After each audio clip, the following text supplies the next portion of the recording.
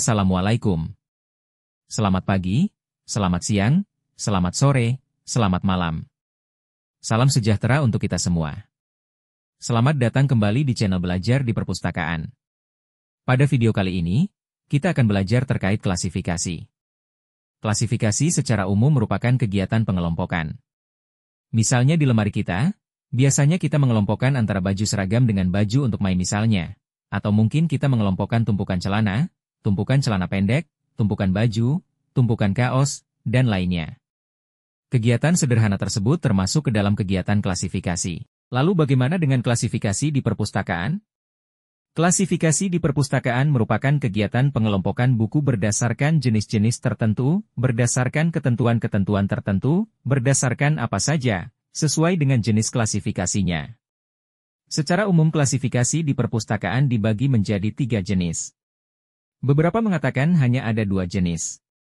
Tapi dalam video kali ini akan kita bahas 3 jenis klasifikasi dalam dunia perpustakaan, yaitu klasifikasi artifisial, klasifikasi fundamental, dan home classification.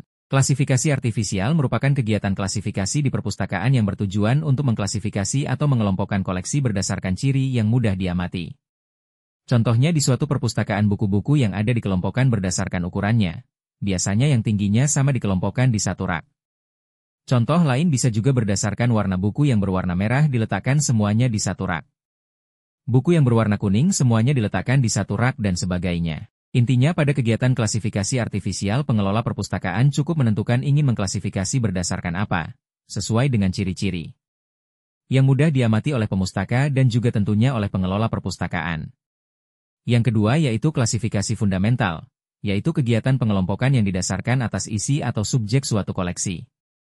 Jadi masing-masing koleksi dikelompokkan berdasarkan isinya, misalnya untuk yang matematika dikelompokkan bersama dalam satu subjek matematika, kemudian bahasa Indonesia dikelompokkan bersama dalam satu subjek bahasa Indonesia dan seterusnya. Biasanya untuk klasifikasi fundamental ini dilakukan menggunakan pedoman-pedoman tertentu.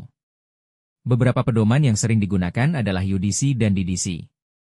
Di Indonesia sendiri, DDC lebih sering digunakan, terutama untuk pengelola perpustakaan sekolah.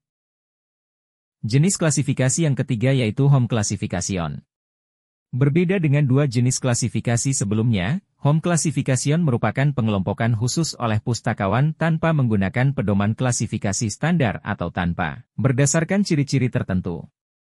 Intinya pengelola perpustakaan membuat sendiri. Biasanya ini digunakan untuk koleksi-koleksi khusus, seperti skripsi, tesis, disertasi, laporan penelitian, clipping, dan lain sebagainya. Nomor klasifikasi pada home classification ini bisa bersifat fleksibel. Bisa berbentuk huruf, bisa berbentuk angka, atau gabungan antara huruf dan angka. Misalnya untuk skripsi prodi PIAUD diberi kode PIAUD dan diikuti dengan tahun angkatan, lalu nomor urut diterimanya.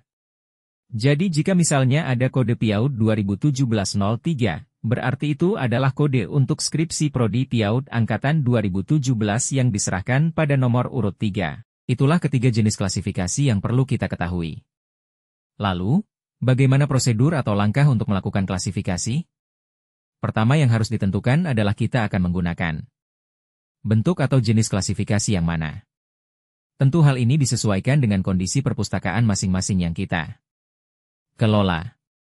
Selanjutnya, perlu diingat bahwa ketika kita melakukan klasifikasi, yang kita klasifikasikan adalah buku yang ada di tangan. Artinya bisa jadi, koleksi yang di tangan kita mungkin memiliki judul yang mirip dengan buku yang lain tapi memiliki nomor klasifikasi yang berbeda. Ketika kita memperoleh atau memegang koleksi, kita perlu membaca beberapa bagian dari koleksi tersebut untuk memahami isi koleksi sebelum menentukan nomor klasifikasinya. Bagian yang harus dibaca pertama kali adalah judul, daftar isi, kata pengantar, maupun isi bukunya. Setelah memahami isi koleksi tersebut, langkah selanjutnya adalah melakukan analisis subjek. Kegiatan analisis subjek ini akan menghasilkan 2 hal. Pertama adalah notasi klasifikasi, dan yang kedua adalah subjek suatu koleksi. Notasi dihasilkan dari kegiatan klasifikasi. Sedangkan subjek dihasilkan melalui penentuan tajuk subjek. Antara notasi dan subjek, digabung dan menghasilkan nomor klasifikasi dan juga menghasilkan tajuk entry tambahan. Demikian video sekilas tentang penjelasan klasifikasi. Kurang lebihnya mohon maaf. selamat pagi, selamat siang, selamat sore, selamat malam. Wassalamualaikum.